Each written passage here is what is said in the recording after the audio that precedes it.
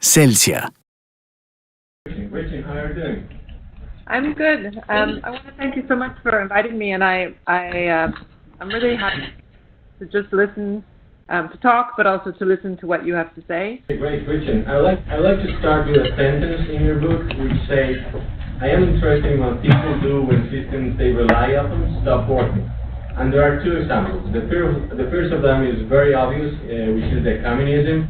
And the second of them is very heartbreaking for us, considering the industry we are today, and it is the electric grid.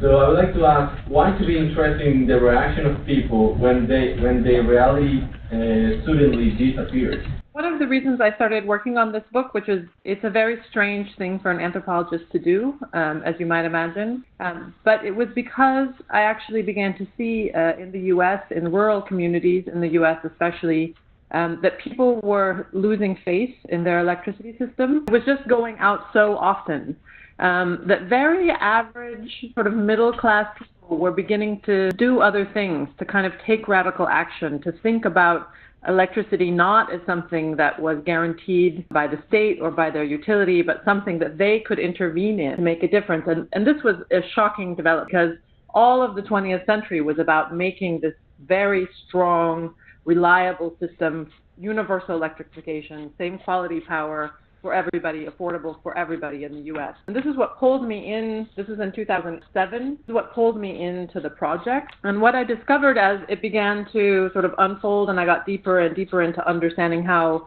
the grid actually works, how electricity works, the trouble with making money in the electricity business, which is a long-standing problem. All of this made me understand that in a way there's something tectonic, or the way that change happens is happening under the wires with the grid and also with communism.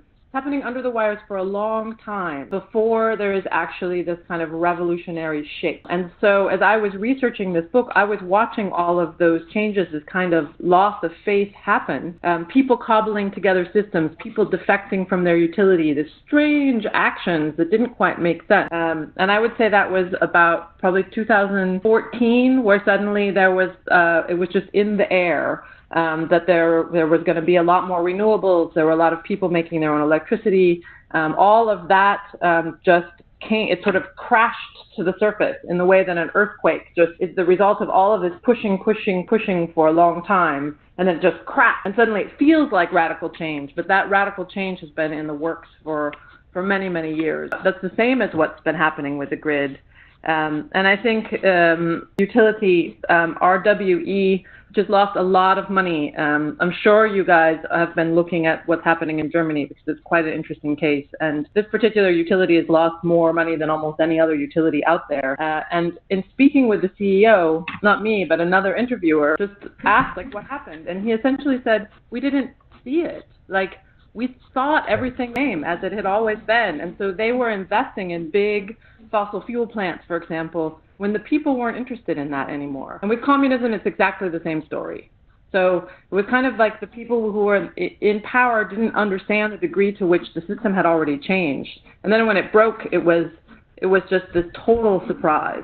Why should we think that the electrical grid is a system that will disappear? An electricity system is not going to disappear. That's for sure. People love electricity. They love it. So in that way, you're in the right business. It's really, electricity is only becoming more popular and more necessary.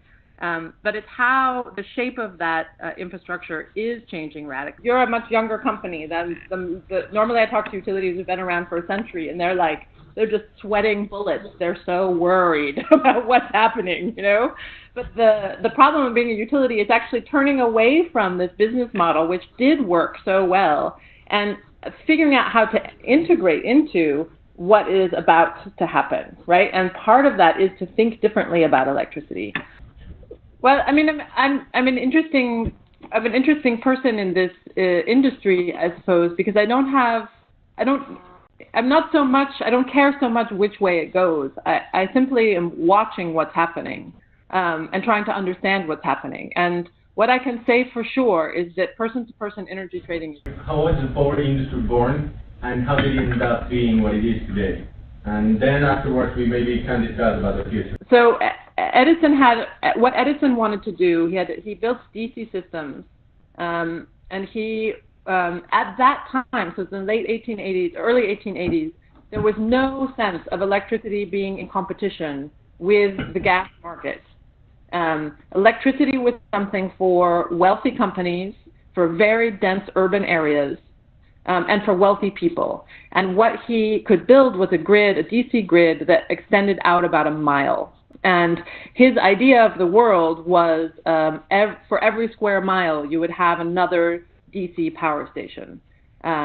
But the only way to make money off of that system is actually to always have a wealthy clientele and to have a very, very dense population. So he was imagining Manhattan of this kind of, again, it's a small product that's scalable. He made a little kit out of it, and you could buy it for your town. If you lived in Muncie, Indiana, you could call up what became General Electric and say, send us a grid kit, and it would come on a train. It would even bring the guys who knew how to install it, and they would build it in your downtown, and that would be it.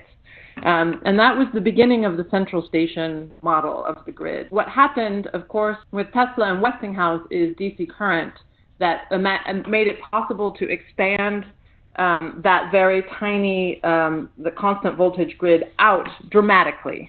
And there was a giant amount of competition. There were many, many private systems all the way through about 1900, and it was very, very messy. It was all very messy. There were too many wires. It was just a giant mess.